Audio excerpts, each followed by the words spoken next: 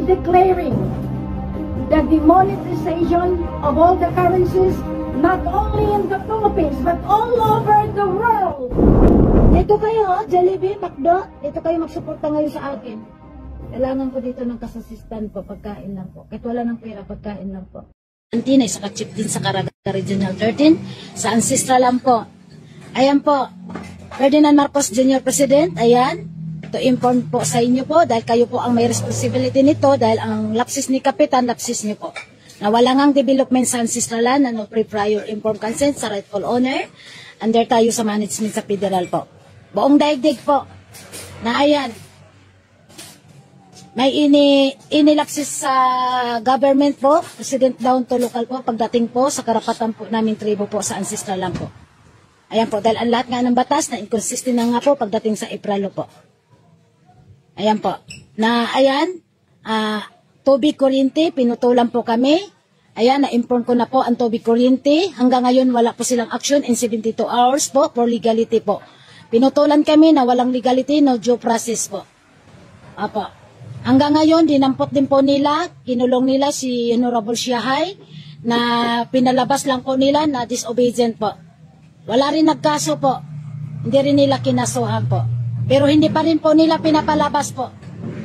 Kasi hindi po nila ina-acknowledge po ang aming diplomatic immunity sovereignty po, na exemption po kami sa any mandatorious authority sa government po. Ayusin mo, Ferdinand Marcos, ang pang-goberno nyo po dito sa Surigao po. Opo, ang mga pamilya Bukilon, isa rin to, land grabber. Ito ang nagpapahirap po dito sa ano po. Sa barangay Sabang Tres, Melodio Ipco, mga pamilya Kulito. Ayan, pati na rin yung kapitan dito, si Mantilla noon na kapitan. Jocelyn Mantilla, isa rin involved din po. Ang mga baptism na ka-religion po. Dito sa aming ancestral lang po. Isa rin po dito po. Opo. Hindi na maintindihan.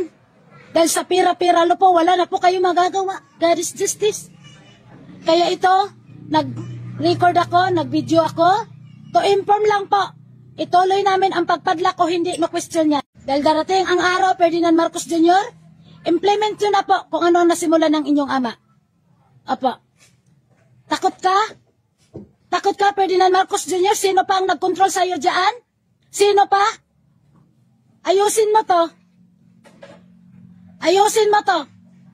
Huwag nyo antayin na magbaha ng dugo ang Surigao po. Mayroon mga banta sa amin dito na i-demolish po kami. Ayusin mo to. Ayusin mo to. Kaya kayo dito sa panggoberno sa Surigao, maayos kayo. Kayo ang galit sa kapayapaan. Tas eleksyon na naman. Eleksyon na naman. Sige, subukan niyo pag-demolish dito kay Baef. Magbaha ng dugo. Magbaha ng dugo po.